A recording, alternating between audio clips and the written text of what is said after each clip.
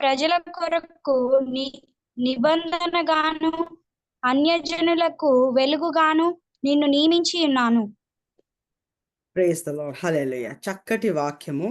మరి ఈ సంవత్సరము గ్రేస్ ఇవాంజలికల్ టీమ్ మొత్తం అంతా మన సంఘానికి అంతా కూడా ఒక చక్కటి వాగ్దానము దేవుడు మరి ఇచ్చి ఉన్నాడు. ఈ ఈ వాగ్దానం మనం ఒకవేళ చదివినట్లయితే ఈ మాటలు యెషయా గ్రంథంలో మాట్లాడుతున్న వ్యక్తి ఎవరు అంటే యేసుక్రీస్తు కొరకే ఈ మాటల్ని రాయబడినట్లుగా మనం చూస్తాం. యెషయా గ్రంథంలో అనేక మార్లు మరి యేసుక్రీస్తు మొదటి రాకడ కొరకు రాసి ఉన్నట్లుగా మనం చూస్తున్నాం కదా. అయితే ఇవే మాటలు మరి సరాసరి మత్తయి సువార్తలో యేసుక్రీస్తుని కొరకు రాయబడినట్లుగా మనం చూస్తాం. ఈ మాటలు గుడ్డివారి కన్నులు తెరచుటకును, బంధింపబడిన వారికి బంధింపబడిన వారిని చెరసాలలో నుండి వెలుపలికి తెచ్చుటకును, చీకటిలో నివసించు వారిని బందీ గృహంలో నుండి వెలుపలికి తెచ్చుటకును యెహోవానగు నేను నీతి విషయములలో నిన్ను పిలిచి నీ చేయి పట్టుకొని ఉన్నాను. ఇక్కడ దేవుడు మాట్లాడుతున్న ఈ ప్రవక్త ద్వారా మాట్లాడుతున్న వ్యక్తి క్రీస్తే. కానీ ఈ వచనము ఈ రోజున మనకు అదే వర్తిస్తుంది అన్న మాటని నేను గుర్తు చేయాలని ఆశపడుతున్నాను. దేవుడు ఆయన నీతిమంతులను ఆయన మన చెయ్యి పట్టుకుని మనల్ని ముందుకి నడిపిస్తూ మనకు ఒక పిలుపునిస్తున్నట్టుగా మనం చూస్తున్నాము. ఆ పిలుపు దేని విషయంలో అంటే గుడ్డివారికి కన్నులు తెరుట అంటే ఆత్మీయమైన గుడ్డితనములో, అంటే సత్యము పూర్తిగా తెలియని వ్యక్తులు అనేకులు ఈ రోజున ఉంటున్నారు. మరి వాళ్ళకి మరి గుడ్డితనం నుంచి బయటికి నడిపించడానికి, వెలుగులోనికి నడిపించడానికి, బంధింపబడిన వారిని చెరసాలలో నుంచి బయటికి నడిపించడానికి, అలాగే చీకటిలో ఉన్న వారిని వెలుగులోనికి నడిపించడానికి, ఆ బందీ గృహంలో నుంచి అనేకులను, అంటే ఈ వాగ్దానము ఇచ్చిన మనకి దేవుడిస్తున్న అతి అద్భుతమైన పిలుపు ఇది చేయుటకు ఆయన మనందరినీ పిలిచి ఉన్నాడు అనే మాటను మనం గమనిస్తున్నాం. యెషయా 61వ వచనంలో యెషయా 61వ అధ్యాయము 1వ వచనం చదువుతున్నాను. ఇది యేసుక్రీస్తు కొరకు మరలా పలకబడిన ఇదే మాటలు మనము సువార్తలలో కూడా చూస్తాం. క్రీస్తు ఒకానొక రోజున మందిరంలో వెళ్ళి పుస్తకం తీసుకొని, అంటే యెషయా గ్రంథాన్ని తీసుకొని ఈ వాక్యాన్ని వెతికి చదువుతున్న మాటలు, ఆ రోజు వాక్య నెరవేర్పు జరిగింది అని చెప్పిన మాటల్ని నేను ఇప్పుడు చదువుదామని ఆశపడుతున్నాను. యెషయా 61వ వచనం. ప్రభువు యెహోవా ఆత్మ నా మీదికి వచ్చి ఉన్నది, ప్రభువగు యెహోవా ఆత్మ నా మీదికి వచ్చి ఉన్నది, దీనులకు సువర్తమానము ప్రకటించుటకును యెహోవా నన్ను అభిషేకించెను నలిగిన హృదయములను గలవారిని దృఢపరచుటకును, చెరలోను నున్న వారిని విడుదల, బంధింపబడిన వారికి విముక్తి ప్రకటించుటకును అని ఈ ప్రకటన, ఈ వాక్యం కూడా ఆయన చదువుతూ ఈ వాక్యము నేడు నెరవేర్చబడింది అనేసి ఆయన యెషయా గ్రంథాన్ని మరి మూసివేసినట్టుగా మనం చూస్తాం. అంటే యేసుక్రీస్తు రాకడ కొరకు ఆయన ఏం చేయనై ఉన్నాడో, ఆయన మెస్సయ్య ఎందుకు రానై ఉన్నాడో, ఈ విషయాలంతా కూడా కొన్ని వందల సంవత్సరాల క్రితమే మరి యెషయా గ్రంథంలో అనేకమైన మరి పాత నిబంధనలు రాయబడినట్లుగా ఈ పిలుపు, ఈ అభిషేకము క్రీస్తుని కొరకు మాట్లాడుతూనే ఈ రోజున మనకు సంఘం అనే మన మీద దేవుడు ఈ వాగ్దానముగా మనకి ఇచ్చి ఉన్నట్లుగా మనం చూస్తున్నాం. యేసుక్రీస్తు మనకు మాదిరి అయి ఉన్నాడు. ఏ విధంగా ఈ అభిషేకాన్ని ఆయన నెరవేర్చాడో, లేకపోతే ఆయన దేని కొరకు పిలువబడి ఉన్నాడో ఆ పిలుపును ఎలా నెరవేర్చగలిగాడు అని కనుక మనం గమనించగలిగితే, ఎవరిని మనము చూసి నేర్చుకోవాలి అంటే క్రీస్తుని చూసి నేర్చుకోవాలి అని మనం అందరం కూడా అంటూ ఉంటాం కనుక, క్రీస్తునే మనం ఒకవేళ ఉదాహరణకు తీసుకుంటే యెషయా గ్రంథము 7లో 15వ వచనాన్ని కనుక చూస్తే, ఆయన ఎదుగుతున్న సమయంలో ఆయన చేసిన ఒక కార్యం చూద్దాము. యెషయా గ్రంథము 7వ అధ్యాయము 15వ వచనం.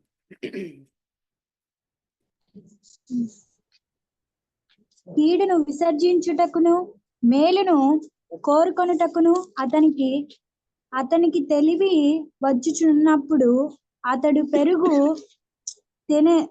తేనెను తినును. కీడును ప్రైజ్ ది లార్డ్. థ్యాంక్స్ అండి. అవును, అవును. విసర్జించుటకును కీడును విసర్జించుటకును మేలును కోరుకొనుటకును అతనికి తెలివి వచ్చినప్పుడు అతడు పెరుగు తేనెను తినెను. అయితే ఇది క్రీస్తు కొరకు మాట్లాడబడిన మాటలు. అంతకుముందు ఒక మాట మీరు కనుక చదివితే, కాబట్టి ప్రభువు తానే యొక్క సూచన మీకు చూపును, ఆ ఆలకించుడి, కన్య గర్భవతి అయి కుమారుని కని అతనికి ఇమ్మానుయేలు అని పేరు పెట్టును అన్న మాట ఇక్కడ చూస్తున్నాము. దాని కొరకే, అంటే ఇమ్మానుయేలు ఎవరు అంటే క్రీస్తే. ఆ క్రీస్తు కొరకు మాట్లాడిన 15వ వచనము, కీడును విసర్జించుటకును మేలును కోరుకొనుటకును అతనికి తెలివి వచ్చినప్పుడు అతడు పెరుగు తేనెను తినను. ఇక్కడ 2 మాటలు మనం చూస్తాము. కీడుని విసర్జించాలి, మేలుని కోరుకోవాలి. ఈ 2 చాలా ప్రాముఖ్యమైనవని చెప్పాలి కదా. క్రైస్తవ జీవితంలో మనము దేవుని భయభక్తుల్లో పెరుగుతున్నప్పుడు మనం చేయాల్సింది ఏంటంటే, దేవుని మాటలకి లేకపోతే దేవుని వాక్యాన్ని హత్తుకుని దేవుణ్ణి ప్రేమించాలి అని మనం చెప్తూ ఉంటాము, వింటూ ఉంటాము. మనందరం కూడా క్రైస్తవ జీవితంలో ఈ దేవుణ్ణి ప్రేమించాలి అని చూస్తూ ఉన్నాం. కానీ కేవలము దేవుడిని ప్రేమించడమే కాదు, కానీ దేవుడిని ఎంతగా ప్రేమించాలో కీడుని అంతే ద్వేషించాలి అనే వాక్యం తెలియపరుస్తుంది. సమతుల్యత అంటే ఏది చెయ్యాలో, ఎలా చెయ్యాలో తెలుసుండాలి, ఏది చేయకూడదో కూడా తెలుసుండాలి. యేసుని ప్రేమిస్తున్నాను అని చెప్పిన వాళ్ళు కీడుని ద్వేషిస్తున్నాము అని కూడా చెప్పగలగాలి. అయితే అది దేవుని తెలివితేటల్లో ఎదగడానికి, పరిపక్వతలో క్రీస్తు రూపాన్ని ధరించుకొని ముందుకెళ్ళడానికి ఒక సూచన అని చెప్పొచ్చు. అంటే అనేకులు చెప్తారు, ఐ లవ్ జీసస్ అని. We say that we love Jesus, but how much are you saying that you hate evil? కీడును లేకపోతే చెడుతనాన్ని విసర్జించాలి, చెడుతనాన్ని ద్వేషించాలి అనే ఆలోచన అది ఎంత మటుకు క్రైస్తవుల జీవితంలో ఈ రోజున ఉందో అది చాలా ప్రాముఖ్యమై ఉంది. యేసు ఎదుగుతున్నప్పుడు యేసుకైతే అభిషేకము దేని కొరకు ఇవ్వబడింది అని అంటే, ఆయన మెస్సయ్య. ఆయన గుడ్డి వాళ్లకు చూపునివ్వడానికి, బంధింపబడిన వాళ్ళని విడిపించడానికి, ఎన్నో బంధకాల నుంచి విడిపించడానికి ఆయనని నిలబెట్టుకున్నాడు దేవుడు. ఆయన చెప్పిన మాట ప్రకారంగా ఆయనకి ఇచ్చిన ఆ దర్శనాన్ని లేకపోతే ఆయనకి ఇచ్చిన ఆ plan was perfectly fulfilled by the lord on the cross కదా. ఎలాగైతే యేసు ఆయనకి ఇవ్వబడిన ప్రణాళికను పూర్తి చేయగలిగారో, ఈ రోజున మనకి ఇవ్వబడిన ఈ వాగ్దానము మనము నెరవేర్చుకోవాలి మన జీవితంలో. అంటే యేసు ఎలా జీవించాడు, యేసు ఎలా మరి ఈ లోకంలో ఒక మనిషి కుమారుడిగా ఎలా బ్రతికాడు అనేది మనం చూసి అటు రీతిగా మనం జీవిస్తే గనక మనము ఈ అభిషేకాన్ని పొందుకొని ఆయనలాగే సంపూర్ణముగా ఆ దర్శనాన్ని లేకపోతే ఆయన ప్రభు యొక్క పిలుపు ఏర్పాటుని మనము పూర్తి చేయగలుగుతాము అని చెప్పొచ్చు. అయితే యేసు ఎదుగుతున్నప్పుడు ఆయన జ్ఞానము ఆయన ఉంటున్నప్పుడు ఆయన తినే ఈ 2 పదార్థాలు, ఒకటి పెరుగు, ఒకటి తేనె కదా. ఇంగ్లీష్లో బటర్ అండ్ హనీ అని ఉంటుంది. Butter is the abundance of milk కదండి. బటర్ ఎట్లా చేస్తారు? వెన్నె బటర్ ఎలా చేస్తారు? చాలా మటుకు you know the milk from that they'll churn the milk and then they get the butter. అయితే ఈ పెరుగు ఆ తర్వాత తేనె రెండిటికి ఆత్మీయ అర్థము ఒకటనేది ఉంది. 1 పేతురు 2వ అధ్యాయం 2వ వచనాన్ని కనుక మనం చూస్తే దేవుడు మాట్లాడుతున్న మాట ఒకటి చూద్దాం ఒకసారి దయచేసి. 1 పేతురు 2వ అధ్యాయము 2వ వచనం చూద్దాం.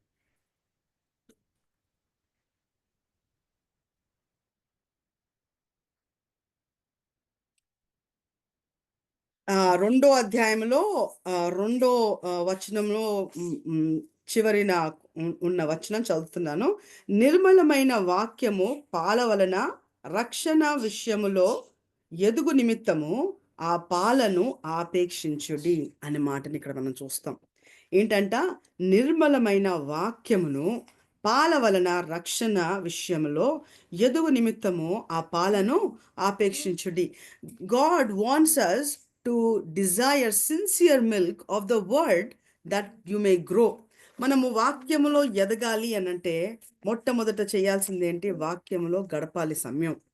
అంటే వాక్యాలు వింటున్నాం, యూట్యూబ్‌లో వింటున్నాం, అక్కడికెళ్తున్నాం, ఇక్కడికెళ్తున్నాం అదంతా ఓకే. కానీ నిజానికైతే వాక్యములో మనము గడిపినప్పుడంట వాక్యం మనకి బలమును, శక్తిని ఇస్తుంది అంటున్నాడు. దేవుడి వాక్యము చిన్న ప్రాయంలో ఉన్న క్రీస్తు కొరకు అంటే శరీరంలో ఉన్న యేసు కొరకు మాట్లాడుతూ ఆయన పెరుగు, తేనె తింటూ ఎదిగాడు అని ఉంటుంది. అట్లాగే ఏంటంట చెడుతనమును ఆయన విసర్జించులాగున అలాగే మంచిని ఆయన వెతుకులాగున ఆయన ఆ విధంగా ఎదిగాడని మనం చూస్తున్నాం. మన జీవితంలో కూడా దేవుని వాక్యాన్ని పాలులాగా అంటే మరి మనము the more we spend on the word, we get equipped with the word, and not only by equipping ourselves with the word. కేవలం వాక్యము చదవడం మాత్రమే కాదు, కానీ తేనె అంటే ఇట్ స్పీక్స్ ఆఫ్ రెవల్యూషన్ అంట. తేనె తేనె అంటే మనకి మొదటి సమూయేలు గ్రంథంలో 14వ అధ్యాయంలో ఒక సన్నివేశం జరుగుతూ ఉంటుంది. సౌలు రాజుగా ఉన్నప్పుడు మరి ఫిలిస్తీన్ల పైన మరి యుద్ధానికి వెళ్తున్నప్పుడు ఆ యుద్ధం సమయంలో ఆయన కుమారుడైన యోనాతాను ఆయనకి తేనె తగిలితే కనిపిస్తే ఆ తేనెని తీసుకొని ఆయన నోట్లో పెట్టుకున్న వెంటనే ఆయన కళ్ళు తేజవంతంగా అయ్యాయి అనే మాటను మనం చూస్తాం. ఒకసారి చూద్దామా? మొదటి సమూయేలు 14వ అధ్యాయము 27వ వచనం. First Samuel's chapter 14 verse 27.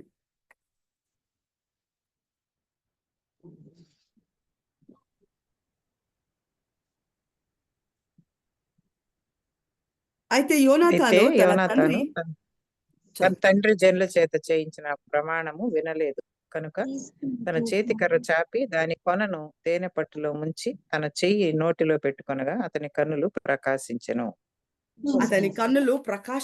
అన్న మాటను మనం చూస్తున్నాం. తేనె సాదృశ్యానికి దేనికి సాదృశ్యం అంటే revolution, the word of God, the word that God speaks in to your heart. మనము దేవుని వాక్యాన్ని చదివినప్పుడు ఆ వాక్యములో నుంచి రేమ అంటే మనం దేవుని మాట్లాడుతున్న స్వరము మనకి ఆయన ఆత్మ ద్వారా మనకి తెలియపరుస్తున్న ఆ మాటల ద్వారా దేవుడు ఏం చేయగలిగాడు అని అంటే he was able to follow what is right and discard what is wrong. ఏదైతే అవసరమో కీడుని విసర్జించడానికి కావలసిన జ్ఞానము, మేలుని కోరుకొనటానికి కావలసిన జ్ఞానము ఆయన ఎలా సంపాదించుకున్నాడు? యేసుక్రీస్తు ఎదుగుతున్నప్పుడు ఒక బాలుడుగా ఉండి ఆయన ఈ లోకంలో ఉంటున్నప్పుడు ఎదగడానికి ఆయన వాడింది ఏంటి అని అంటే పెరుగు, తేనె అంటున్నారు. పెరుగుకి సాదృశ్యము దేవుని బలమైన వాక్యం అని చెప్తాను. అలాగే తేనెకు మాట ఆయన ఆత్మలో ఆయన కలగజేస్తున్న ఒక the Spirit of the Lord speaking to us into revelations. వాక్యం చదువుతున్నప్పుడే దేవుని ఆత్మ మనతో మాట్లాడుతుంది కనుక ఆ వాక్యం ఎంత మనము చదువుతామో, ఎంత మనము వాక్యంలో ఎదుగుతామో అంత తేటతనం మనకు తెలుస్తుంది. అప్పుడు వాక్యము ప్రేమించడం, దేవుని వాక్యానికి ప్రేమించడం అంటే ఏంటి? దేవుని వాక్యాన్ని చెబుతున్న మాటల్ని నెరవేర్చడమే. అంటే వాక్యానుసారంగా జీవించడమే దేవుణ్ణి ప్రేమించడం అంటాను. యేసుక్రీస్తు అంటున్నాడు, ఎవరైతే నన్ను ప్రేమిస్తారో వాళ్ళు నా మాటల్ని గైకొంటారు అని అంటున్నాడు. అయితే ఆయన మాటల్ని గైకొనడం అంటే ఈ లోకాన్ని ద్వేషించడమే. లోకాన్ని ప్రేమిస్తున్నారు, వాక్యాన్ని ప్రేమిస్తున్నారు ఈ రోజుల్లో సంఘంలో.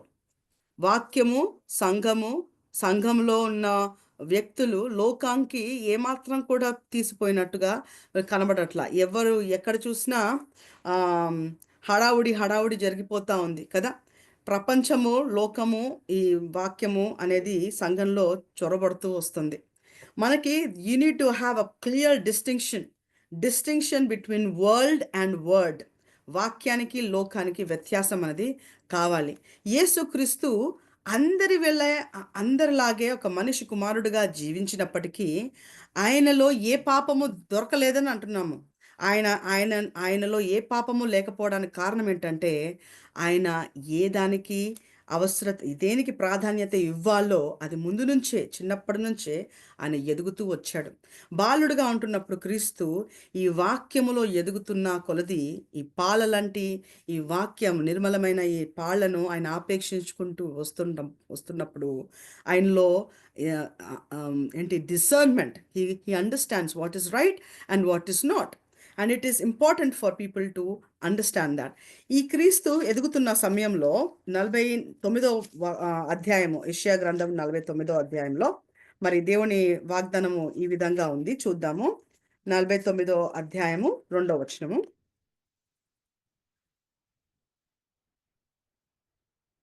నా యెషయా నోరు గ్రంథము వాడిగల ఖడ్గంగా ఆ, నా నోరు వాడిగల ఖడ్గముగా ఆయన చేసి ఉన్నాడు. తన చేతి నీడలో నన్ను దాచి ఉన్నాడు. నన్ను మెరుగు పెట్టిన అంబుగా చేసి తన అంబుల పొదిలో మూసిపెట్టి ఉన్నాడు. ఆమేన్. నా నోరు వాడిగల ఖడ్గముగా ఆయన చేసి ఉన్నాడు. తన చేతి నీడలో నన్ను దాచి ఉన్నాడు. నన్ను మెరుగు పెట్టిన అంబుగా చేసి తన అంబుల పొదలో మూసి పెట్టి ఉన్నాడు. చూసినట్లయితే ఇక్కడ మళ్ళీ మాట్లాడేది క్రీస్తు కొరకే. క్రీస్తుని గురించి మాట్లాడుతున్న మాటలు ఏంటంటే ఆయన నోరునంట దేవుడు వాడిగల ఖడ్గముగా చేసి ఉన్నాడు అని మాట్లాడుతున్నాం. హెబ్రీయులకు రాసిన పత్రిక 4వ అధ్యాయంలో తీయాల్సిన అవసరం లేదు. 11వ వచనంలో మనం చూస్తాము, చాలా మందికి తెలిసే ఉంటుంది. దేవుని వాక్యము అది ఎలాంటిదంట, ఎటువంటి 2 అంచుల ఖడ్గము కంటే పదునైన వాక్యం కదా. అయితే వాడి ఈయన నోరు వాడిగల ఖడ్గముగా ఆయన చేసి ఉన్నాడు అని అంటున్నాడు. ఇప్పుడు యేసు కొరకు మాట్లాడుతున్న మాట, యేసు శరీరధారిగా ఒక బాలుడి నుంచి ఎదుగుతున్న ఈ సమయంలో ఈ యేసుని మనం ఉదాహరణగా తీసుకుంటున్నాం. ఈ లోకంలో మనం ఎదుగుతున్నప్పుడంట, ఎప్పుడైతే నిర్మలమైన ఆ పాలన ఆపేక్షించుకుంటూ తేనె వంటి ఆ చక్కటి దర్శనాన్ని లేకపోతే రెవల్యూషన్ని మనము ఆత్మలో తెలుసుకుంటూ ఉన్నామో, అలా ఎదుగుతున్నప్పుడంట ఆయన నోరుని మన నోరుని కూడా ఆయన వాడిగల ఖడ్గముగా చేయగలడు.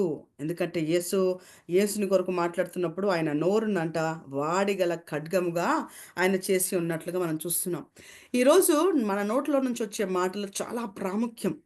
ఎలా మాట్లాడుతున్నాం, ఏం మాట్లాడుతున్నాం, కొన్నిసార్లు మనకి అర్థం అవ్వదు. నేను అనాలనుకోలేదు, అలాగ వచ్చేసింది అని అంటూ ఉంటారు కొందరు. సడన్గా నోట్లోకి వెళ్ళి వచ్చేసింది, నేను అలాగ అనుకోలేదు, నేను అలాగ అంటానని అనుకోలేదు అనేసి. వాక్యం తెలియపరుస్తుంది ఏంటంటే, హృదయము నిండుకున్నదే నోరు మాట్లాడిద్దంట. ఏదైతే మన హృదయంలో నిండుకొని ఉంటుందో నోటి నుంచి వచ్చేవి అవే.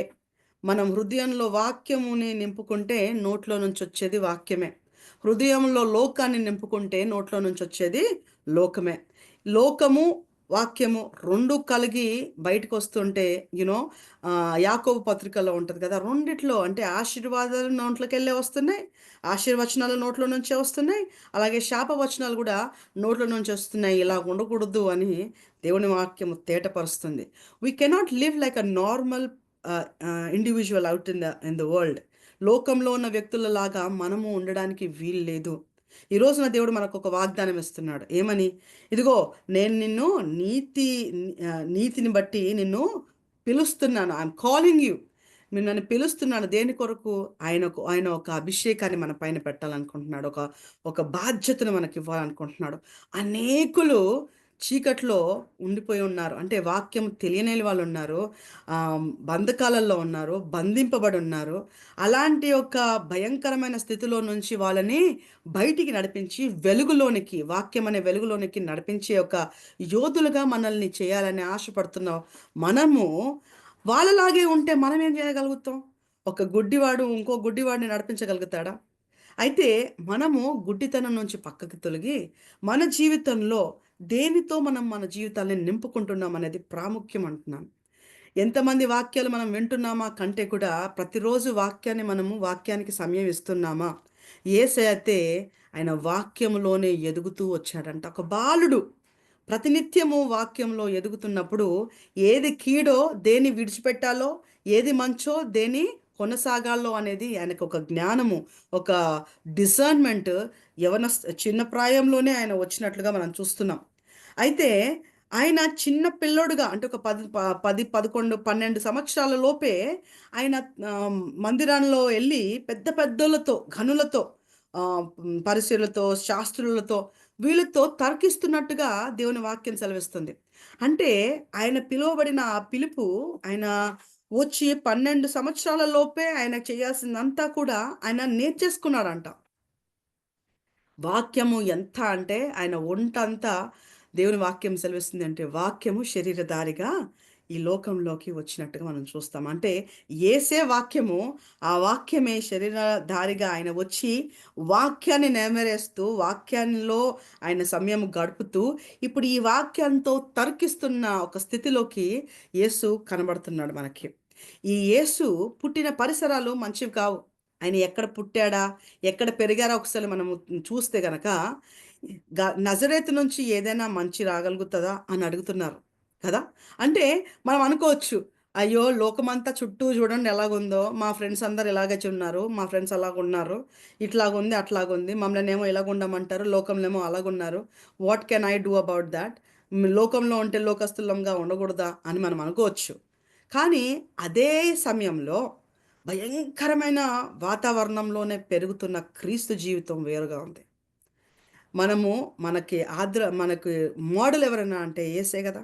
మరి ఆయన ఎలాంటి వాతావరణంలో పెరిగారో, ఆ వాతావరణం ఆయనని ఇంపాక్ట్ కాదు కానీ, ఈయనలో ఉన్న మంచి బయటికి రాగలిగింది. దేవుని మహిమ పరచబడును గాక. మనలో క్రీస్తు ఉన్నట్లయితే, ఎప్పుడైతే మనం వాక్యం వింటామో, ఎప్పుడైతే మనం వాక్యంతో నింపబడతామో, మనలో నుంచి వచ్చేది వాక్యమే గనక, ఎలాంటి పరిసరాలలో మనం ఉన్నా గానీ, మనమే వెలుగుగా ఈ లోకంలో వెలిగింపజేయబడుతున్నప్పుడు అనేకులను ప్రకాశింపజేస్తాము మనము. But if you are living in a sin, మనం పాపంలో, అంటే ప్రతి ఒక్కళ్ళకి ఒకే పిలుపండి. క్రైస్తవులందరికీ ఒక కామన్ పిలుపేంటి? పాపంలో నుంచి బయటికి రావాలి. పాపంలో నుంచి బయటికి రావాలన్నది అందరికీ తెలుసు. ఇది చేయొచ్చా? ఇది చేయకూడదా? అని అడుగుతూ ఉంటారు. తర్కిస్తూ ఉంటారు. సినిమాలు చూడొచ్చా? తాగొచ్చా? ఇది చేయొచ్చా? అది చేయొచ్చా అని. హృదయపూర్వకంగా మీరు చెప్పండి. చిన్న పిల్లలనైనా, కొంచెం ఎదిగిన పిల్లలనైనా అడిగితే చెప్తారు. ఏది మంచో, ఏది చెడో వాళ్ళకి తెలిసే ఉంటది. అంటే వాక్యంలో ఎదిగిపోకపోయినా కూడా మంచి చెడుల జ్ఞానం మనకి దేవుడు ముందుగానే ఇచ్చాడు గనక మనకు తెలుసు. కానీ ఎవరైతే వాక్యంలో ఎదుగుతున్నారో, వాక్యాన్ని పఠిస్తారో, వాళ్ళకి ఇలాంటి అవసరాలు, ఇలాంటి క్వెషన్స్ కూడా రాకూడదు. ఎందుకు అంటే వాక్యము విభజింప చేస్తది. ప్రేమించడం అంటే యేసు మాటల్ని అంగీకరించడం, యేసు మాటలకి లోబడ్డం అంటే లోకము మనలో ఉండడం కాదు. లోకంలో మనం ఉన్నాం కానీ లోకం మనలో ఉండడానికి వీలు లేదు అంటున్న వాక్యం మనం వింటున్నాం ఈ రోజున. మనం అలా జీవించగలుగుతున్నామా? ఒకవేళ జీవించగలగలేకపోతున్నాము అంటే maybe because we are not filled with word of God yet. మనకు ఆ వాక్యము నిండుగా లేదనుకుంటా. వాక్యముతో పాటు లోకం కూడా కలిసుందనుకుంటా. అలాంటి ఆ కల్పితమైన, కలుషితమైన మన జీవితం ఒకవేళ ఈ రోజులాగా ఉంటే గనక, ఈ వాగ్దానం మనకు పనిచేస్తదా? ఈ వాగ్దానం మనకు నెరవేర్చబడతదా? మనమే చూడండి, కంటి చూపుతో మనము ఏం చూస్తున్నామో అది ప్రాముఖ్యం అంటుంది వాక్యం. ఎందుకంటే, ఆ కంటి చూపుతో మనము దేన్ని అనుమతిస్తున్నాము, దేన్ని విసర్జిస్తున్నామనేది అది చాలా ప్రాముఖ్యం. అందుకే యోబు అంటాడు, నా కంటికి నేను పాపము చూడకుండా నా కంటితో నేను నిబంధన చేసుకుంటున్నాను అంటున్నాడు. అంటే ఏంటి? He doesn't want to see something which is going to put him in a wrong place. తప్పు చూస్తే ఏమవుతది అని అడగొచ్చు మీరు. ఏమవుతది అనే దానికంటే కూడా ఒక మాట నేను మిమ్మల్ని అడుగుతాను. ఒకవేళ ఒక వ్యక్తికి అపవిత్రాత్మలతో పీడింపబడిన వాళ్ళు ఉన్నారనుకుందాం. మరి ప్రార్థన చేస్తే పాస్టరమ్మ గారు ప్రార్థన చేస్తే అపవిత్రాత్మలు వెళ్ళిపోతాయి. ఆ అపవిత్రాత్మలు వెళ్ళిపోయిన తర్వాత ఆ వ్యక్తి సంగతి గురించి మనం మాట్లాడక ముందు, అపవిత్రాత్మలు ఆ వ్యక్తికి రావడానికి కారణం ఏంటంట? What is the reason for people to be infested by the demons? కొందరికి అపవిత్రాత్మల చేత పీడింపబడతారు కదా! ఎందుచేత వాళ్ళని అపవిత్రాత్మ పీడిస్తుంది? ఎందుకు అనే ఒక ప్రశ్న గనుక మనం వేసుకుంటే సమాధానం ఏంటి? ఏదో ఒక విధంగా మన హృదయంలో ఈ అపవాదిని మనం వెల్కమ్ మ్యాట్ పెట్టి తలుపు బారున తెరిసి రమ్మని ఆహ్వానించి ఉంటాం. రమ్మని ఆహ్వానించుంటామంటే ఎలాగ ఆహ్వానించుంటాం? కంటితో చూడకూడని దృశ్యాలు చూడడం, వినకూడని మాటలు వినడం, చేయకూడని పనులు చేయడం, అలాంటి తలంపులలో మనం బ్రతకడం. ఇలా గనక చేసినప్పుడు ఏమవుతుందంటే అపవాదిని మనం వీఆర్ ఇన్వైటింగ్ ఇంటూ అస్. మన హృదయంలో మనం అపవాదికి స్థలం ఇస్తున్నట్టే. దేవుడు అంటున్నాడు ప్రకటన గ్రంథం 3వ అధ్యాయంలో, తలుపు దగ్గర నేను నిలబడి తలుపు తడుతున్నాడంట. ఎవరైనా తలుపు తెరిస్తే నేను వారితో, వారు నాతో భోజనం చేస్తానంటున్నాడు. దేవుడు మనతో సహవాసం చేయాలన్నప్పుడు మన హృదయం తెరవాలి మనం. అయితే దేవుడికి తెరవడానికి కష్టపడుతున్నాం, కానీ లోకానికి మాత్రం బారున తెరిచి పెడుతున్నాం. దేవుడు, లోకం 2 కలిసి హృదయంలో ఉండగలుగుతారా? Can sin exist with holiness? It won't. It will not. అయితే దేవుడు మనల్ని పరిశుద్ధతలోనికి పిలుస్తున్నాడు. దేవుడు మనల్ని పరిశుద్ధులుగా చేసి, పరిశుద్ధతలోకి నడిపించి, మనల్ని వెలుగుగా చేసి ఈ లోకంలో ఉన్న చెడుతనాన్ని, ఈ లోకంలో ఉన్న చీకటి నుంచి అనేకులను సంపాదించాలి. అలాంటి ఒక గొప్ప పిలుపు, అలాంటి ఒక గొప్ప ప్రణాళిక, అలాంటి ఒక గొప్ప వాగ్దానము ఈ రోజున ఈ సంవత్సరం అంతా మనకి దేవుడిస్తున్నాడు. దాన్ని మనము పట్టుకొని ముందుకి వెళ్ళాలంటే మన జీవితంలో మనం చేయాల్సింది ఏంటంటే, క్రీస్తు ఎలాగా ఎదిగాడో, బాలుడు ఎలాగ ఎదిగాడంట, he became a fine man. How? 12 సంవత్సరాల లోపే ఆయన పూర్తిగా నేర్చుకోవాల్సినవన్నీ నేర్చుకొని పెద్దోళ్ళతో కూడా తర్కించే ఒక స్థితిలో ఆయన వచ్చేసాడు. అయినప్పటికీ అది సమయం కాదు. 18 సంవత్సరాలు ఆయన సైలెంట్‌గా ఆయనలో ఏం జరిగింది అని బైబిల్ చెప్పట్ల. కానీ వాక్యంలో గనక మనం తిరిగేసి చూస్తే గనక ఆయనలో ఏ పాపము లేదు అని చెప్తాం. There was no sin found in him. ఎందుకంటే he did not yield to sin. పాపము చేయాలనే ఆలోచన కూడా ఆయనకు రాలేదు. పాపము చేయాలనే ఆలోచన రాకపోవడానికి కారణం ఏంటంటే తెలుసా? ఆయన పూర్తిగా వాక్యములో నింపబడి ఉన్నట్లుగా మనం చూస్తున్నాం. అయితే ఈ రోజున దేవుడు మనల్ని పిలుస్తున్న ఈ పిలుపుని బట్టి మనం ఏ విధంగా మనము స్పందిస్తున్నాము అనేది చాలా ప్రాముఖ్యం. చూడండి, అనేకులను దేవుడు పిలుస్తున్నాడు. దేవుని వాక్యం సెలవిస్తుంది, దేవుడు అనేకులను పిలుస్తున్నాడు, కానీ కొందరు మాత్రమే ఎంపిక అవుతున్నారు. There are only many who are called but few are chosen is what the word of God is saying. పిలువబడము అంటే అందరికీ ఇష్టం. అమ్మా, దేవుడు నన్ను పిలుచుకున్నాడు అని. చూడండి, వాక్యం మనతో మాట్లాడుతున్నప్పుడు మనం దేవుడికి స్పందించింది రక్షణ కదా. క్రీస్తు నా కొరకు చేసిన కార్యాన్ని నేను గుర్తెరిగి నా జీవితంలో క్రీస్తు నా కొరకు ఇంత చేశాడు కాబట్టి నేను ఒప్పుకుంటున్నాను, యేసే నిజమైన రక్షకుడు అని ఒప్పుకున్న వెంటనే ఆ పిలుపుకి ప్రతిస్పందించాం గనక మనం రక్షింపబడుతున్నాం. కానీ రక్షింపబడిన తర్వాత మనం చేయాల్సిన పని ఏంటి? What should we do? మనమంట పుట్టక మునుపే, అంటే తల్లి గర్భంలో మనము పిండముగా ఉండక మునుపే ఆయన మనల్ని చూశాడంట. ఆయన మనల్ని ఎరిగి ఉన్నాడంట. ఆయన మన కొరకు ఒక ప్రణాళికను కలిగి ఉన్నాడని దేవుని వాక్యం సెలవిస్తుంది.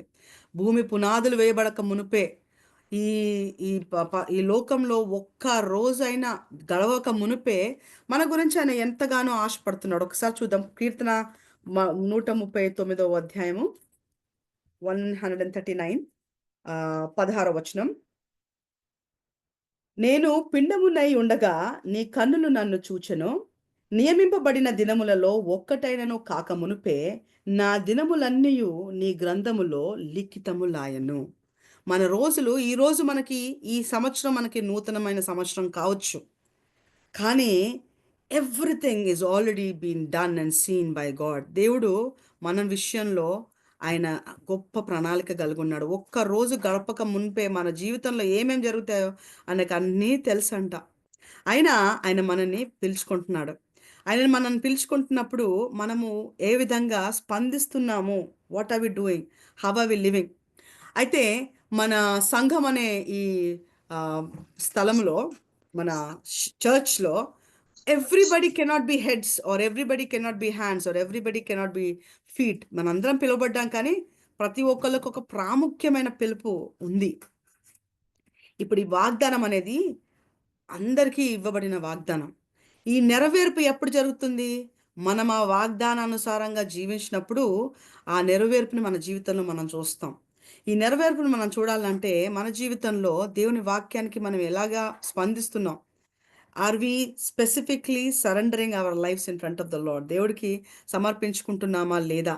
ఎందుకంటే దేవుడైతే ఆశపడుతున్నాడు, మీ అందరూ మన సంఘం అంతా కూడా ఆ, లేవనెత్తి దేవుడు వాడుకోవాలని ఆశపడుతున్నాడు. కొందరిని ఘనులను వాడుకుంటున్నాడు, కొందరిని అల్పులను వాడుకుంటున్నాడు. ఫర్ ఎగ్జాంపుల్ మోసెస్, మోషే కనుక చూస్తే, మోషేని దేవుడు ఎంపిక చేసుకున్నాడు. కానీ ఆయన ఒక ఫరో రాజు సైన్యం, ఫరో రాజు దగ్గర ఎదిగాడు. చక్కటి జ్ఞానము, ఎంతో గొప్ప బలము, శౌర్యము అన్నీ ఉన్నాయి ఆయనకి. అన్నీ ఉన్న ఈ మోషేను 40 సంవత్సరం వచ్చే వరకు కూడా ఆయనను పిలిచినప్పుడు ఆయన ఏం చేశాడు? ఆ పిలుపుకి స్పందించి, ఇదంతా నాకు వద్దయ్యా, నేను నిన్ను వెంబడిస్తాను అనుకున్నాడు. లీడర్గా వెళ్ళి ఆయనకు తోచింది ఆయన చేశాడు, ఒక వ్యక్తిని చంపేశాడు. చంపేసిన వెంటనే భయంతో పారిపోయాడు, అరణ్యంలోకి పారిపోయాడు. 40వ ఏట ఆయన పిలువబడితే 40 సంవత్సరాల వరకు ఆయన అరణ్యంలో గడిపాడని వాక్యం సెలవిస్తుంది. ఆ 40 సంవత్సరాలు కూడా ఆయన నేర్చుకుంది, ఆయనకున్న పేరు ప్రఖ్యాతలు అన్నీ కూడా తగ్గింపబడి సంపూర్ణంగా జీరో అయిన తర్వాత దేవుడు హోరేబు కొండ దగ్గర ఆయనని పిలుచుకుంటున్నాడు, అంటే ఏర్పరచుకుంటున్నాడు. మీరు చూడండి, పిలుపు ఆయన పిలిచినప్పుడు ఆయన ఆయన ఉన్నతమైన స్థితిలో ఉన్నాడు. Is like a mountain, is a very on the top of his life. కానీ దేవుడు ఆయనని పిలుచుకుని ఆయనని పరీక్షించడం అంటే ఆ మౌంటైన్ అంతా కింది దాకా దింపేశాడు కదా. 40 సంవత్సరాలు అంతా కూడా ఆయన ఉన్నాయి అన్ని స్ట్రిప్ ఆఫ్ ఆయన నుంచి అన్నా తీసేశాడు. తీసేశాక దేవుడు ఆ మండుచున్న పొద దగ్గర మాట్లాడుతున్నప్పుడు, ఏర్పరచుకుంటున్న సమయంలో దేవుడు అంటున్నాడు, ఇదిగో నేను నీ ఐగుప్తులో పంపిస్తున్నాను, ఇశ్రాయేలు ప్రజల్ని బయటికి నడిపించవయ్యా అంటే ఆయన అంటాడు, నాలో ఏం గొప్పతనం లేదే, నాకు నత్తి, నేను మాట్లాడడానికి కూడా లేదు, ఇంకోసారి ఆలోచించుకో, ఇంకెవరినైనా వెతుక్కో అని అంటున్నాడు. అంటే ఒకప్పుడు ఆయన బలం పైన ఆధారపడిన మోసే ఈరోజు ఆయన బలం లేదు, నాకు అసలు మాట సరిగ్గా రాదు అనే ఒక స్థితి దాకా తీసుకెళ్ళి అక్కడ ఎంపిక చేసుకుంటున్నాడు ఆయన. అక్కడ ఎంపిక చేసుకున్నంత మాత్రాన సరిపోలేదు, ఆయన అంతా జీవితం అంతా నమ్మకత్వాన్ని చూపించాల్సిన ఒక స్థితి. అయితే ఆత్మీయ క్రైస్తవ జీవితంలో 3 స్థాయిలు ఉన్నాయంట. మొదటిది దేవుని పిలుపు. ఆయన పిలుస్తున్నాడు అందరినీ. ఈ రోజున వాగ్దానం అందరికి ఇస్తున్నాడు.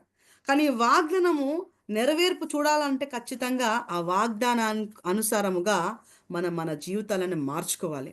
దేవుణ్ణి ప్రేమించాలి, ఈ ఈ ఈ చెడుతనాన్ని విసర్జించాలి. You should hate the evil and love the Lord. Loving the Lord again is obeying the word of God అని చెప్పాను ఇందాకే.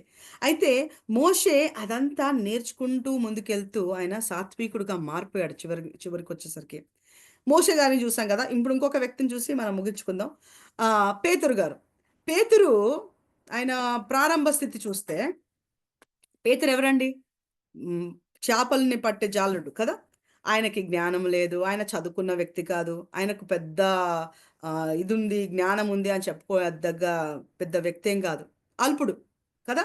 అయితే ప్రభువా, నాతో నీకేంటి, నేను అపవిత్రము గల మనిషిని, I'm a sinner, leave me and go అనేసి ఆయన విడిచిపెట్టి వెళ్ళిపో అంటే, నేను నిన్ను మనుషులను పట్టే జాలరిగా చేస్తాను అని దేవుడు ఆయనకు వాగ్దానం ఇస్తున్నాడు కదా. పేతురుగా ఆయన నిలబెట్టుకుంటున్నప్పుడు చాలా తగ్గింపు స్థితిలో ఉన్నాడు ఆయన. అంటే ఆయన ఒక లోయలో ఉన్నాడు కదా.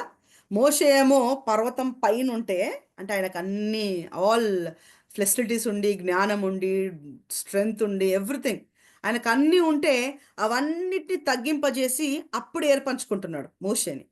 పేతురు దగ్గరకు వస్తే ఆయనకి ఏమీ లేదు. ఆయనను ఎంపిక చేసుకుంటున్న సమయంలో ఆయన చూసింది ఏంటి? నేను ఆయనను వెంబడిస్తాను అనుకొని ఆయనని 3 సార్లు నువ్వెవరో నాకు తెలియదని బొంకే పరిస్థితి వరకు పేతురు వచ్చి పూర్తిగా తగ్గింపు స్థితిలో ఉన్నప్పుడు దేవుడు తిరిగి ఆయనని రీఇన్స్టేట్ చేసుకున్న తర్వాత ఆయనను వాడుకుంటే ఆయన పైన సంఘాన్ని కట్టగలుగుతున్నాడు దేవుడు.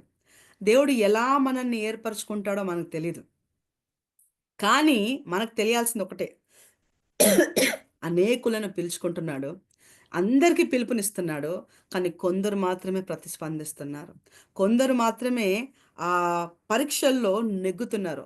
అబ్రహాముని పిలిచినప్పుడు అబ్రహాము గైకొన్నాడు, కానీ అబ్రహాము కుమారుడైన ఇస్సాకును బలి అర్పించమన్నప్పుడు అబ్రహాము ఆ పని చేసినప్పుడే ఆయన ఏర్పరచబడిన వాడవుతున్నాడు. మన జీవితాల్లో కేవలము పిలుపును పొంది విడిచిపెట్టే ఒక గుంపుగా మారిపోతామా? లేకపోతే దేవుడు పిలిచిన ఆ పిలుపును, దేవుడు మన జీవితంలో ప్రత్యేకింపబడిన ఆ ఒక గొప్ప ప్రణాళికను నెరవేర్చడానికి మన జీవితంలో దేవుడు పిలుపు నుంచి మరి ఎంపిక చేసుకునే ఒక స్థితి వరకు కూడా మనల్ని పరీక్షిస్తున్నప్పుడు ఆ పరీక్షలో నెగ్గే వాళ్ళముగా ఉందామనుకుంటున్నామా? లేకపోతే అక్కడి నుంచి ఆగిపోదాం అనుకుంటున్నామా? నెగ్గే వాళ్ళము ఏర్పరచబడినంత మాత్రాన సరిపోతుందా అని అంటే నిజానికి అది సరిపోదు. ఎందుకు అంటున్నానంటే మరి ఏలీ గారు ఉన్నారు. మనము సమూయేలు గ్రంథంలో చూస్తాం కదా, ఏలీ మరి ప్రధాన యాజకుడు. ఆయన పిలువబడ్డాడు, ఆయన ఏర్పరచబడ్డాడు. కానీ ఆయన కుమారుల విషయంలో ఆయన సరి అయిన శ్రద్ధ తీసుకోలేదంట. శ్రద్ధ తీసుకోకుండా దేవుడి కంటే కుమారులను ఎక్కువగా ప్రేమించేశాడంట. దేవుడు చెప్తున్న మాటలకి గద్దింపులకు లోబడకుండా పిల్లలను గద్దించుకోలేదంట. పిల్లలను గద్దింపులోకి నడిపించకపోవడంతో ఆయన పిల్లలు ఒకే రోజు మరణించే స్థితికి వచ్చేసారు. కేవలము పిలువబడము, కేవలము ఏర్పాట్లో ఉండడం మాత్రమే సరిపోదు అని వాక్యం తెలియపరుస్తుంది. సౌలును తీసుకుందాం. సౌలు బెన్యామీను గోత్రంలో నుంచి ఉన్న ఒక చిన్నపాటి ఒక వ్యక్తి. ఇశ్రాయేలు ప్రజలు దేవుడు కాదు, మాకు ఒక మనిషి కావాలి రాజుగా అన్నప్పుడు సమూయేలుని పంపించి ఇశ్రాయేలు యొక్క రాజు అయిన సౌలును నిలబెట్టుకున్నాడు. సౌలు 2 సార్లు అభిషేకాన్ని పొందుకుంటున్నాడు. సౌలు రాజుగా నిలబడబడుతున్నాడు, పిలువబడ్డాడు, అభిషేకింపబడ్డాడు. కానీ ఆ అభిషేకాన్ని కొనసాగించలేకపోతున్నాడు. ఎందుకంటే ఆయనలో అవిధేయత, సంపూర్ణమైన విధేయత లేక, దేవుడు చెప్పిన మాట చేయక, ఆయనకి నచ్చిన పని చేసి దేవుడి మాట నేను చేసేసాను అనుకుంటున్నాడు. మొదటి సమూయేలుకు రాసిన గ్రంథంలో 15వ అధ్యాయంలో ఉంటుంది ఆయన ఎలా తప్పు చేశాడో ఏంటో అనేది. ఆయన చేసిన తప్పుకి దేవుడు ఆయనని విసర్జించి, ఈ మనిషిని నేను రాజ్యాన్ని ఇచ్చేసాను, లేకపోతే రాజుగా ఎలా చేశానని దేవుడు పశ్చాత్తాపపడ్డాడు అనే వాక్యంతో మనం చూస్తాం. ఈ రోజున నా పేరు కానీ నీ పేరు కానీ మనలో ఇక్కడున్న మనందరిలో దేవుడు మన గురించి మాట్లాడుతున్నప్పుడు, ఇదిగో నేను ఈ వ్యక్తిని పిలిచాను, ఏర్పరచుకున్నాను, కానీ ఈరోజు నేను చింతిస్తున్నాను, ఎందుకు ఎంపిక చేసుకున్నానో ఏంటో, నేను బాధపడుతున్నాను అని వినాలని ఆశపడుతున్నారా? లేకపోతే దావీదు లాగా పిలువబడి ఎంపిక చేయబడి నిత్యము ఆయనతో కొనసాగుతూ, తప్పులు చేయలేదని కాదు, దావీదు తప్పులు కూడా చేశాడు, భయంకరమైన తప్పు చేశాడు. కానీ ఎప్పుడైతే గద్దింపబడ్డాడో, నాతాను వచ్చి ఎప్పుడైతే ఆయన చేసిన తప్పును గద్దించాడో, ఇమీడియట్గా ఆయన చేసిందేంటి? సమర్పించుకున్నాడు. అవునా? అయితే మన జీవితంలో కావాల్సింది దేవుని వాక్యము చేత నింపబడుట, దేవుని పిలుపుకి ప్రతిస్పందించుట, దేవుడిని ఎంత ప్రేమిస్తున్నామో అని చెబుతున్నామో ఆ చెప్పిన మాటల్ని క్రియారూపంలో చూపించుట, వాక్యానికి మనం ఎంత చోటిస్తున్నామో, లోకానికి ఎంత చోటిస్తున్నామో మీరు ఒకవేళ ఒక పేపర్ మీద వేసుకుంటే మీకు అర్థమైపోయింది, దేవుడికి ఎక్కువ ప్రాధాన్యత ఇస్తున్నారా, లోకానికి ఎక్కువ ప్రాధాన్యత ఇస్తున్నారా అని. మనము సంఘమైతే సంఘంలో లోకానికి పనేది? మనమే సంఘమైతే దేవుని వాక్యానికి చోటు. కానీ మన నోటి నుంచి వచ్చే మాటలు దేవుని గణపరచాలి. మన జీవితము దేవుణ్ణి ఘనపరచాలి. క్రీస్తు మాటలు మాట్లాడడమే కాదు, కానీ చేతల ద్వారా దేవుని కార్యాలు చేసి చూపించాలి. చిన్నపాటి క్రీస్తు ఆయన వెదుగుతున్నప్పుడే ఆయన పెరుగును అలాగే తేనెను ఎలాగైతే ఆస్వాదించాడో, అలాగే మనము వాక్యంలో ఎదుగుతూ, ఆయన ఆత్మలో ఎదుగుతూ, మరి ఏది సత్యమో, ఏది అబద్ధమో, ఏది అవసరం లేదో, ఏది నా జీవితంలో ఇంపార్టెంటో ఆ సెగ్రిగేట్ అవ్వాలి. మనం we have to be separated by the world. లోకానికి వాక్యానికి వ్యత్యాసం మనం చూపించి ఈ లోకంలో వెలుగుగా మారినట్లయితే మనకి ఇవ్వబడిన ఈ వాక్యము యెషయా గ్రంథము 42వ వచనంలో ఇచ్చిన ఈ మాటలు, గుడ్డి వారి కన్నులు తెరచుటకును, బంధింపబడి వారిని చెరసాలలో నుండి వెలుపలికి తెచ్చుటకును, చీకటిలో నివసించు వారిని బందీ గృహంలో నుండి వెలుపలికి తెచ్చుటకును, యెహోవానగు నేనే నీతి విషయములలో నిన్ను పిలిచి నీ చెయ్యి పట్టుకొని ఉన్నాను, నిన్ను కాపాడి ప్రజల కొరకు నిబంధనగాను అన్యజనులలో వెలుగుగాను నిన్ను నియమించి ఉన్నాను. ఈ మాట ఈరోజు దేవుడు మనతో మాట్లాడుతున్నాడు. ఆయనైతే మనల్ని ఉన్నత స్థితిలో పెట్టాలని ఆశపడుతున్నాడు. ఆయనతో నడవాలంటే ఈ విధంగా మనం ఆయన వాగ్దానాన్ని నెరవేర్చగలగాలంటే క్రీస్తు ఏ విధంగా అయితే జీవించాడో, ఆయన ఏ విధంగా నడిచాడో అదే విధంగా మన జీవితాలను కూడా మనం మార్చుకున్నప్పుడు మాత్రమే జరుగుతుంది. మనము విధేయత చూపిస్తూ, లోకము మనలో కాదు, లోకానికి వాక్యాన్ని చూపిస్తూ అనేకులను ఈ గుడ్డితనంలో నుంచి వెలుగులోనికి నడిపించాలని ఆశపడదాం. ఈరోజు నా వాక్యం విన్న ప్రతి ఒక్కళ్ళు వాక్యం అనేకులు అనేక రకాలుగా వింటున్నారేమో. కానీ my humble request, it is always good to spend time in the lord. మీరు సొంత ప్రార్థనల్లో మీరు ప్రతిరోజు దిన ప్రార్థనలు అవసరం. ఎందుకంటే మీరు వాక్యంలో ఎదుగుతున్నప్పుడు, మీరు స్వయంగా ఈ సమయం మీరు బైబిల్తో గడుపుతున్నప్పుడు దేవుడు ఆయన ఆత్మ మీ హృదయాలతో మాట్లాడిద్ది. అది మీకు ఎంతో బలమును అది ఇస్తుంది. అప్పుడు ఆ హృదయంలో నింపబడిన ఈ వాక్యము చేత లోకాన్ని జయించగలరు. ఎందుకంటే మనలో ఉన్నవాడు ఈ లోకంలో ఉన్నవాడి కంటే గనుడు కనుక we can overcome every obstacle that we have. ఎప్పుడైతే మనము దేవుని వాక్యానికి అంత ప్రాధాన్యత ఇస్తామో అప్పుడు మనకి ఇవ్వబడిన ఈ వాగ్దానము నెరవేర్పుని ఈ సంవత్సరంలో మనము తప్పక చూస్తాము. మీరు మీ ద్వారా అనేకులు దేవుని రాజ్యంలోనికి నడిపింపబడి అనేకులు బంధకంలో నుంచి విడుదల కలగజేయబడతారని నమ్ముదాం. Let's pray. Thank you Father God for giving us this beautiful time to honour you Lord. నైనా ప్రభువా, నీవు ఇచ్చిన ఈ చక్కటి వాగ్దానం అయ్యా, ఈ సంవత్సరం అంతట్లో ప్రభువా నెరవేర్పు కలుగుటకు తండ్రి, మరి మా జీవితాలలో మేము సరి చేసుకోవాల్సిన పనులు ఏవైతే ఉన్నాయో నైనా నీ పరిశుద్ధాత్ముడా నీవు మాతో మాట్లాడమని ప్రార్థిస్తున్నావు. అవునయ్యా, కన్నుల ద్వారా పాపము చేస్తున్నామా, నోటి ద్వారా పాపము చేస్తున్నామా, చేతుల ద్వారా పాపము చేస్తున్నామా, మా శరీరములతో పాపము చేస్తూ పాపంలో జీవిస్తూ నైనా మరి మేము సంఘముగా అనబడము భయంకరమైన స్థితి నైనా. ఇదిగో సంఘానికి లోకానికి తేడా కనిపించేలాగా మా హృదయములో ప్రభువా నిర్మలమైన నీ వాక్యముతో ప్రభువా మరి మేము నింపుకుని తండ్రి నీ ఆత్మ నడిపింపు మాకు దయచేయమని ప్రార్థిస్తున్నాం. చెడుతనాన్ని విసర్జించే కృప దయచేయండి అయ్యా. మంచినైనా హృదయానికి హత్తుకునే కృపను మాకు దయచేయండి ప్రభువా. నిన్ను ప్రేమిస్తున్నామన్న మేము మాటలు ప్రభువా మరి నీతో ప్రభువా మరి తో కూడా నడిచే కృప కనికరము అవునయ్యా. పిలువబడటం మాత్రమే కాదయ్యా, ఏర్పరచబడుటకు తండ్రి ప్రతి పరీక్షల్లో నెగ్గే కృప మాకు దయచేయమని ప్రార్థిస్తున్నాం. కేవలము ఏర్పరచబడటం మాత్రమే కాదు నాయనా, ప్రకటన గ్రంథంలో రాయబడినట్లుగా తండ్రి ఏర్పరచబడుతూ అలాగే నమ్మకత్వముగా నిలబడే కృప మాకు దయచేయండి. వీళ్ళని ఎందుకు చేశాను అని మీరు బాధపడడం కాదు, కానీ బలా నమ్మకమైన నా మంచి దాసురాలా ప్రభువా ఈ మాటలు మేము వినాలని ఆశపడుతున్నాం. ఇదిగో ఇక్కడ వచ్చిన ప్రతి ఒక్క బిడ్డను పేరు పేరున దీవించి ఆశీర్వదించండి. ప్రత్యేకింపబడిన ప్రతి ఒక్క వ్యక్తినినైనా మీరు మాట్లాడండి నైనా. నీవు దీవించి వారిని అంచెలంచెలుగా ఎదిగింపజేసి ఈ లోకానికి వెలుగుగా, ఈ లోకానికి ఉప్పుగా ప్రభువా మరి నిలబెడతారని, నీ నామాన్ని ఘనపరుచుకుంటారని నీ చేతికి సమర్పిస్తూ యేసుక్రీస్తు అతి శ్రేష్టమైన నామంలో అడిగి వేడుకుంటున్నాం తండ్రి. Amen. Amen. Praise the Lord. Thank you ma'am. చాలా చక్కటి వాక్యాన్ని ఈరోజు మనం సిస్టర్